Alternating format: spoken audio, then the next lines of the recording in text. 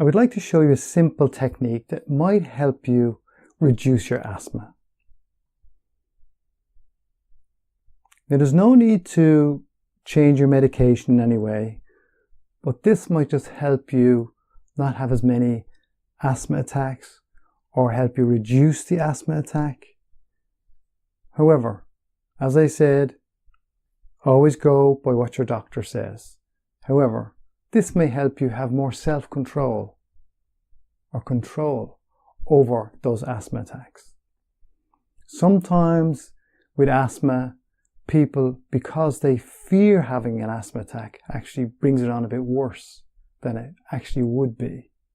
So this may help in some way, so that asthma attack is actually reduced in some way, so that you can cope better with that.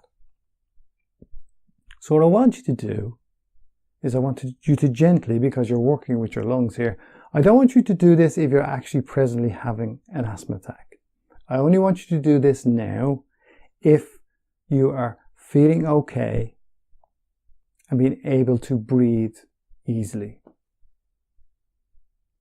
Okay, so what I want you to do is I want you to gently take a breath in and fill your lungs as best you can. And release that now. Now, on a scale of 0 to 10, 10 being the best, the fullest your lungs could be, I want you to measure that so that you can say how full your lungs were. Now, whatever number pops to mind, because it's very hard to go, oh, what number is it? I want you to listen to that little inner voice that goes, oh, it's this. That inner voice that nags away at you, that makes you fearful of things, that little voice in your mind that when I ask you, 0 to 10, how full were your lungs? What number pops to mind? Okay, with that number, I want you to begin tapping here.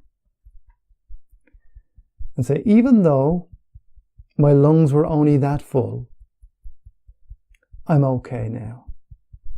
Even though my lungs were only that full, I'm okay now. Even though my lungs were only that full, I'm okay now. My lungs were only that full. My lungs were only that full. My lungs were only that full. My lungs were only that full. My lungs were only that full. My lungs were only that full. My lungs were only that full. My lungs were only that full. Now, again, take a breath in, gently, filling your lungs, and exhale. Now I want you to measure again 0 to 10, 10 being as full as your lungs could be. What number have you got? Now this time, whatever number you have, I want you to subtract from 10. So the other little bit is the bit you want to get in, so it's up to 10. Okay, and so that other little bit we're going to call a breathing constriction. So that other little number that goes between that number you've come to and 10 is called a breathing constriction. So here we go again. Even though I have that number of breathing constriction, I'm okay. Even though I have that number of breathing constriction, I'm okay. Even though I have that number of breathing constriction, I'm okay. That number of breathing constriction, that number of breathing constriction, that number of breathing constriction, that number of breathing constriction, that number of breathing constriction, that number of breathing constriction, that number of breathing constriction, that number of breathing constriction. Breathe in again gently. And release that now. Measure once again 0 to 10 how full your lungs were. 10 being as full as they can be. And whatever is remaining, if you're at 10, perfect, you can still do this with us. Doesn't make any difference. If you're not at 10, whatever's left, that number we're going to use as still have a breathing constriction. So just because I still have a little bit of breathing constriction, I'm okay. Just because I still have a little bit of breathing constriction, I'm okay. Just because I still have a little bit of breathing constriction, I'm okay. Little bit of breathing constriction. Little bit of breathing constriction. Little bit of breathing constriction. Little bit of breathing constriction. Little bit of breathing constriction. little bit of breathing constriction, little bit of breathing constriction, little bit of breathing constriction.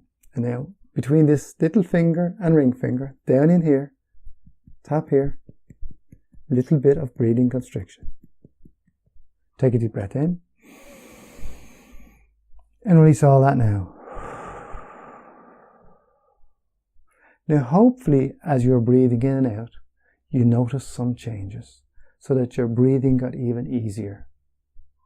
So I hope this has been of some help to you in some way, to help you gain more control over your asthma and your breathing.